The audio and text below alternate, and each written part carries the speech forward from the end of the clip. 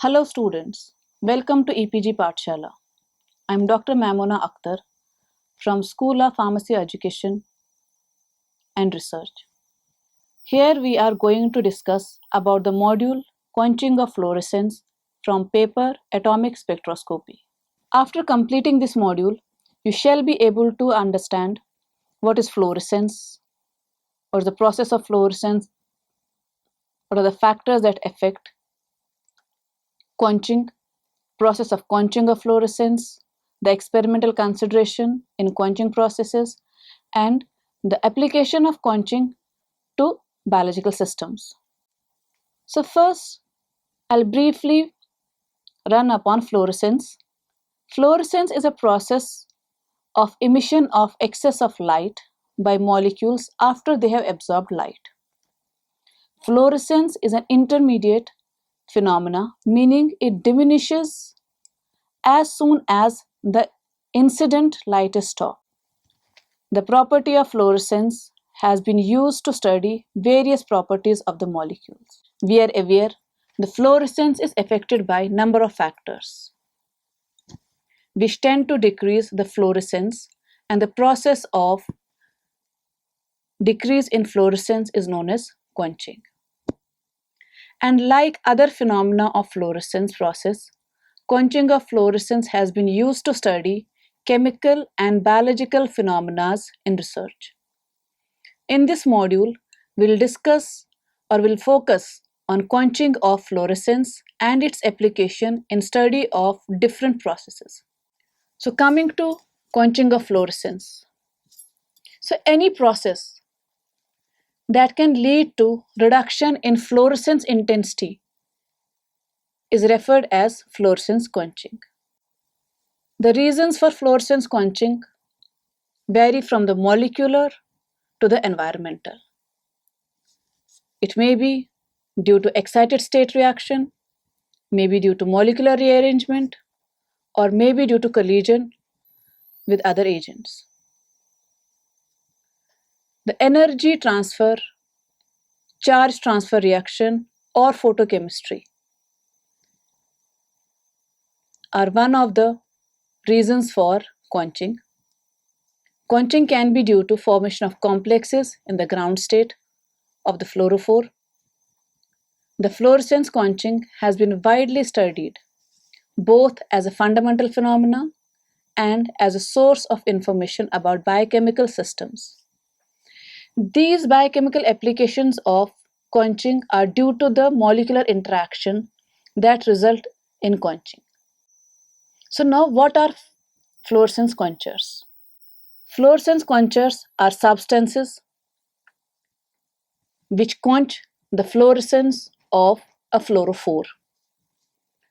A wide variety of substances have been known which act as quenchers of fluorescence. Molecular oxygen is one of the best known collision quencher, and it is known that it quenches almost all known fluorophores. Substances which act as quenchers also behave differently depending upon the sample under investigation and the environment. To obtain reliable measurements of the fluorescence yield or lifetime, removal of dissolved oxygen is necessary. The mechanism by which oxygen quenches has been a subject of debate. However, the most accepted mechanism is paramagnetic nature of oxygen, which causes fluorophore to undergo intersystem crossing to the triplet state. In fluid solution, the long-lived triplet state are completely quenched so that phosphorescence is not even observed. Aromatic and aliphatic amines also act as efficient quenchers. For unsubstituted hydrocarbons, for example, diethyl aniline effectively quenches the fluorescence of anthracene because of formation of excited state charge transfer complex. Heavy metal quenching is also known phenomena. Heavy metals like iodide and bromide are known for their quenching activity. Trichloroethanol and bromobenzene act as collision quenchers. Quenching by the large halogens may be due to intersystem crossing to an excited triplet state. Since emission from the triplet state is slow, the triplet emission is highly quenched by other processes. Quenching of fluorescence by chlorine containing substance is completely different. Indole, carbazole, and their derivatives are uniquely sensitive to quenching by chlorine containing hydrocarbons. The process may be by electron scavenging, such as proton, histidine, cysteine, fumarate, etc. The mechanism of quenching by these substances probably involve donation of electron from the fluorophore to the quencher. Fluorescence of indole, tryptophan, and its derivatives are quenched by acrylamide, succinamide, dichloroacetamide, diethylformamide, pyridium, etc. Among the various processes of quenching of fluorescence, we'll focus on two quenching processes. They are very commonly encountered. First, collisional or dynamic quenching. Second, static or complex formation quenching. Collisional or dynamic quenching is quenching due to collision between quenching agents and fluorophores, and it results from diffusive encounter between the fluorophore and quencher during the lifetime of excited state. That means the quencher, which quenches the fluorescence, it interacts with the fluorophore while it is in the excited state. That means it's a time-dependent process. The collisional or dynamic quenching agents provide a non-radiative route for loss of the excited state energy. That means they completely quench the fluorescence. They lost the energy in any other form but radiative form. In collisional quenching, the following relation called the Stern-Volmer equation holds true. That is, F0 oblique F is equal to 1 plus KQ tau Q. Or you can write it 1 plus Kd and Q, where F0 and F are fluorescence intensities observed in presence and absence of quencher respectively. Small kq is biomolecular quenching constant, tau naught is lifetime in the absence of the quencher, Q is the concentration of the quencher. Kq and tau 0, the product of these can be written or can be replaced by cap Kd, and it is known as Stern-Volmer quenching constant, which is represented by Ksv when the quenching process is static. In the simplest case, a plot of F0 oblique F, or you can say ratio of F0 to F versus the concentration of quencher should yield a straight line with a slope equal to Kd. This plot shows you a linear relationship between the intensity and the concentration of the quencher. In this case, KVS is equal to 8 liter per mole. Kd is equal to Kq multiplied by tau naught, where Kq is the biomolecular quenching rate constant, which is proportional to the sum of the diffusion coefficient for fluorophore and quencher, and tau naught is the excited state lifetime in the absence of quencher. In case of purely collisional or dynamic quenching, that means when quenching is not affected by any other process, it's purely due to collision. The equation can be written as ratio of F0 to F equal to tau naught to tau, or in the fluorescein or iodide system, tau is 4 nanoseconds and Kq is approximately 2 multiplied by 10 to the power 9 per mole per second. Sometimes the fluorophore can form a stable complex with another molecule in ground state, and if this ground state is non-fluorescent, then we say the fluorophore has been statically quenched. And this complex absorbs light.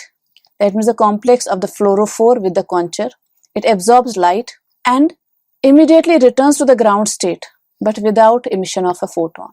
For static quenching, the dependence of fluorescence intensity is upon concentration of quencher, and it can be easily derived by considering the following association constant for complex formation. Ks is equal to F minus Q, product of fluorescence and quencher. F minus Q is concentration of the complex, and F is F in square brackets. As we know by convention, square brackets represent the concentration, and F is the concentration of uncomplexed fluorophore, and Q is the concentration of quencher. If the complex species is non-fluorescent, then the fraction of the fluorescence that remains is given by the fraction of the total fluorophore that are not complexed.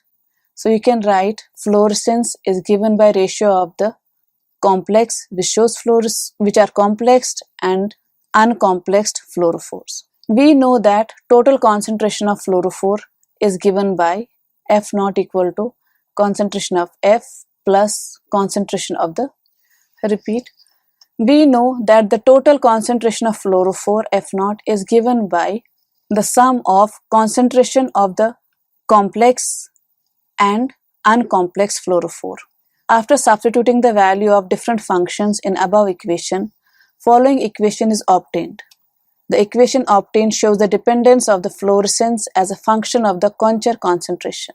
That means concentration of the complex fluorophore is equal to 1 plus Ka into concentration of quencher, where Ka is the association constant of the complex of fluorophore to quencher.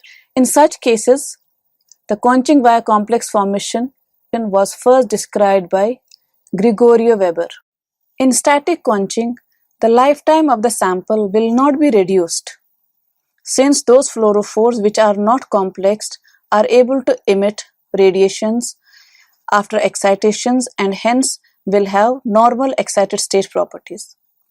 But the total fluorescence of the sample is reduced, since the quencher is essentially reducing the number of fluorophores which can emit. The two quenching processes, that is static and dynamic, they can work individually, they can work in combined, and we can see or assume that combined effect of static and dynamic quenching can be higher. That means a complete loss of fluorescence or luminescence is observed. If both static and dynamic quenching are occurring in the sample, the following relation holds: F naught over F, which equals to 1 plus Kq tau concentration of quencher multiplied by 1 plus Ka concentration of quencher. In such a case, plot of F naught to F versus concentration of quencher will give an upward curving plot. That means the curve will have bending towards y-axis. This upward curvature occurs because of quenching term in the equation, two quenching terms in the equation. However, since the lifetime is unaffected by the presence of quencher in case of pure static quenching, plot of tau naught to tau versus concentration of quencher would give a straight line. The fluorophore can be quenched both by collision and by complex formation with same quencher, the characteristic feature of Stone-Volmer equation. From graphs you can make out the bending of the curvature towards f-axis when plotting F naught to F ratio with concentration of the quencher, and a straight plot when plotting ratio of tau naught to tau against quencher. This is an example of static and dynamic quenching. That means where both static and dynamic quenching occur simultaneously. So data for oxygen quenching of tryptophan shown in the figure. You can see the concentration of oxygen as it increases, the fluorescence decreases. The oxygen quenching of tryptophan as observed by fluorescence lifetime and yield has been studied. The Stern-Volmer plot is linear, which indicates that only one type of quenching occurs. That means only dynamic quenching occurs. The proportional decrease in the fluorescence lifetime and yield proves that the observed quenching is due to the diffusive process.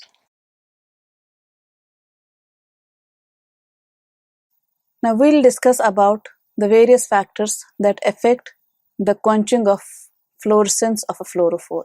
The first comes the steric shielding and charge on quenching. The effect of steric shielding and charge on quenching. This is explained by quenching of steroid dihydroequilinine by acrylamide. The quenching occurs when the DHE is free in solution, but quenching does not occur when DHA is bound to a protein. It suggests that it is affected by the surrounding. This acrylamide conjugate of DHE when free in solution and when bound to steroid is shown in graph. The dotted line or broken line shows the quenching in free solution, that means very high quenching happens, and whereas when the same is bound to protein, less quenching appears. This may be due to that acrylamide may not be able to block or react to the fluorophore when it is bound to the protein. The electronic charge on quenchers have also affected the quenching process, and it can be seen by quenching of 1-ethylpyrene in micelles, where the detergent molecules have different charges. From the graph, you can make out the quenching of 1-ethylpyrene by dimethyl aniline sulfonate in positively charged micelles of dodecyl trimethyl ammonium chloride. Second, neutral micelles of bridge 35 or negatively charged micelles of sodium dodecyl sulfate. You can see the effect of the electron charge on the quenching. In first case, there is high quenching with the curve bending towards the y-axis, whereas in second case, when you have neutral, there is less quenching, and in case of negatively charged micelles, the quenching of fluorescence is very less. Again, you can see the graph is parallel to the x-axis. The property of the quenchers is affected by the presence of bound or unbound probe.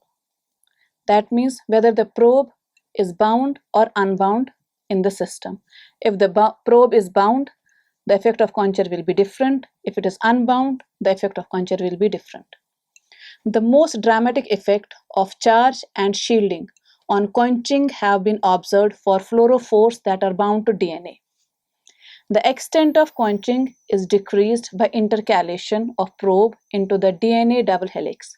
Intercalation means which is present, that means probe which is present between the double helix. Collision quenching by oxygen has been used to study quenching of several DNA-bound probes. Oxygen is chosen as the quencher because it is neutral and should thus be unaffected by the charge on the DNA. Quenching can also be affected by the charge on quenchers. That means not only the charge present in the environment solution affects the quenching process, but the charge that is the quencher bears also affects the quenching process. For example, iodide quenching of Hostit 33258. When it is free, the fluorescence of it is quenched, but when it is bound to protein, the fluorescence is not quenched. This is in case of charge of the quencher. That means charge of the quencher is affecting the quenching process. But this is not the case when oxygen is being used as a quencher. Oxygen quenches all forms of Hostit 33258. So you can see in graph iodide quenching of Hostit 33258 in absence and presence of calf thymus DNA in constant ionic strength. Quenching of ethanoadenine derivatives. We already know that nucleotide base of DNA are mostly non-fluorescent. They are made fluorescent by reacting with some fluoro agents. A fluorescent analog of adenine created by addition of ethanobridge, which are called as EATP derivatives, have been studied and their quenching has been studied. Depending upon the pH and extent of phosphorylation, the charge on the ethanoadenine nucleotide ranges from 3 for EATP to 0 for ethanodiamine. Therefore, the extent of quenching depends on the charge of the quencher. So with increase in charge, the quenching will be increased. Quenching process is also affected by the accessibility. That means whether the quencher is accessible to the fluorophore or not. For example, proteins contain large number of tryptophan molecules, means more than one. So proteins with more than one molecule of tryptophan, they behave differently and they are in distinct environment. That means these tryptophans are in distinct environment. Each residue can be differently accessible to the quencher. For example, in lysozyme, which is a protein from egg white, it contains 6 tryptophan residues. Out of 6, some of the residues are near the site of action, some are within the protein. Therefore, unacceptable, unapproachable to the quencher. Lysozyme fluorescence was observed with increasing concentration of TFA, trifluoroacetamide, and which was found to be a collision quencher of tryptophan fluorescence. With increase in concentration of TFA, the emission spectrum shifted progressively to shorter wavelength. That indicates that tryptophans, which emitted at longer wavelength, were readily quenched, or which they were approachable or accessible by TFA than short wavelength emitters. So while we are performing the quenching experiments, certain considerations to be taken care of, or certain points to consider before carrying out the quenching experiment. Quenchers are often used as high concentration. The quencher themselves may contain fluorescent impurities. Therefore, this needs to be considered before carrying out experiment. And it is important to consider the absorption spectra of quencher because of the presence of the fluorescent impurities. Iodide and acrylamide absorbs light below 290 nanometer. Therefore, they can be used to study in case the fluorophores emission is at higher wavelength. The inner filter effects due to absorption can decrease the apparent fluorescence intensity and thereby distort the quenching data. So when using iodide or other ionic quenchers, it is important to maintain a constant ionic strength because the quenchers respond to the environment, that means whether it is ionic or non-ionic. So when using iodide, it is important to add a reducing agent like sodium thiosulfate. Otherwise, iodine forms a reactive reduced form and can partition into non-polar region of the protein and membrane. The intensity of Raman and Rayleigh-Scatter peak from water is independent of quencher concentration. Hence, the relative contribution of scattered light always increases with quenching. Like other processes of fluorescence, phosphorescence, chemiluminescence, quenching of fluorescence has also been used for various purposes. It has been used for study of proteins, biological materials. Some of the applications of quenching of proteins are listed here. Fractional accessibility of tryptophan residue in endonuclease 3 has been studied. The conformational changes of tryptophan accessibility, quenching of the multiple decay time of proteins, effect of quenchers on proteins has been studied, and correlation of emission wavelength and accessibility, which relates to protein folding, has been studied by using the quenching process of proteins. So this is exemplified by fractional accessibility of tryptophan residue in endonuclease 3. The first application of quenching of fluorescence can be used to study fractional accessibility of tryptophan residue in endonuclease 3. Proteins in native state often display a fraction of the emission that is not accessible to water-soluble quenchers, and the denaturation of the protein usually results in accessibility of all the tryptophan residues to quenchers. For example, endonuclease 3 is a DNA repair enzyme that displays both 22N glycosylase and epurinic and epirimidic lyase activity. Endonuclease 3 contains two tryptophan residues, tryptophan 132 exposed to the solvent and tryptophan 178 buried in on of the domain. Therefore, these residues are differently accessible to water-soluble conchers. However, when denaturation is done, both are accessible to water-soluble conchers. Here you can see the structure of endonuclease 3. You can see there are two molecules of tryptophan, tryptophan 178 and tryptophan 132. Tryptophan 132 is exposed, whereas tryptophan 178 is buried inside in the protein near the iron sulfur cluster. So that means when a concher is added, it will add or it will interact with the surface tryptophan, not to the tryptophan which is inside the protein. Effect of conformational changes on tryptophan accessibility. The conformational state of protein can have an influence on the exposure of its tryptophan residue to solvent. That means when in one conformation, not all tryptophans will be exposed to the surface, and maybe in another conformation, the different tryptophan residues will be exposed to the surface.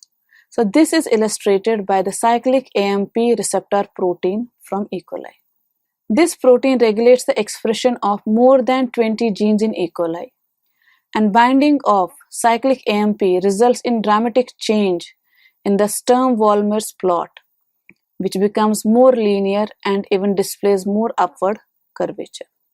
It seems that binding of cyclic AMP to CRP causes a dramatic conformational change that results in exposure of the previously shielded TRP residues. So you can study the quenching process for study of the conformational changes of protein. The decay time of proteins can also be studied by using quenching process. The intensity decay of proteins are typically multi-exponential. Hence, it is natural to follow the individual decay times as the protein is exposed to increased concentration of quenchers. For many proteins, the decay time will be closer than 1.5 to 6.8 nanoseconds, and the decay time for each tryptophan residue can depend on emission wavelength. So once you have a concher that binds to tryptophan, you can actually study the decay time of the different proteins. This graph reveals the iodine-dependent decay time of cyclic AMP receptor protein. Some proteins are reported to show conformational changes in presence of some quenchers. For example, 2,2,2-trichloroethanol is known to bind to protein and induce conformational changes. For example, glyceraldehyde 3-phosphodehydrogenase produces conformational changes when binds to 2,2,2-trichloroethanol. For apoenzymes which lack NAD, the acrylamide Stern-Wohlmer plot is highly unusual. The extent of quenching increases rapidly above 0.4 molar acrylamide. This effect is not seen for hollow enzymes that contain bound NADH. That means different proteins respond differently to quenchers. Proteins with hollow enzymes, or you can say bound NADH, they respond differently than the enzymes which lack binding of or which do not have bound NADH. This acrylamide appears to bind GAPDH to react with the protein and destroy its activity, while at the same time increasing the exposure of tryptophan residue to the aqueous phase. This graph shows quenching of GADPH acrylamide in absence and presence of cofactor NADH. The correlation of emission wavelength and accessibility, explained by protein folding of colicin EI. Colicin EI is a 522 residue polypeptide that is lethal to E. coli strain and do not contains the resistance plasmid. It exerts its toxic effect by forming a channel in the cytoplasmic membrane that depolarizes and de-energizes the cell. The conformation of membrane-bound form of the colicin E1 channel peptide was studied by acrylamide quenching. Means you can use the study of conformation of proteins in membrane also. The acrylamide biomolecular quenching constant was found to closely follow the emission maxima with lower value of Kq for the shorter wavelength tryptophan. Such data can be used to suggest a folding pattern for the channel forming peptides and to reveal conformational changes that occur upon pH activation of colicin E1. So students, let's summarize what we have learned in this module. We discussed about the fluorescence quenchers, process of quenching of fluorescence like collision and static quenching, effects combined, static and dynamic quenching, factors that affect the quenching process like steric shielding and charge on quenching, DNA bound probes quenching, fractional accessibility to quenchers. An important point to consider while carrying out the experiments of quenching, we also discussed about the application of quenching to proteins like studying the fractional accessibility of tryptophan residue in endonuclease 3 or effect of conformational changes to quenching. Quenching of multiple decay time of proteins, effect of quenching on proteins, and correlation of emission wavelength and accessibility protein folding of colicin E. Thank you.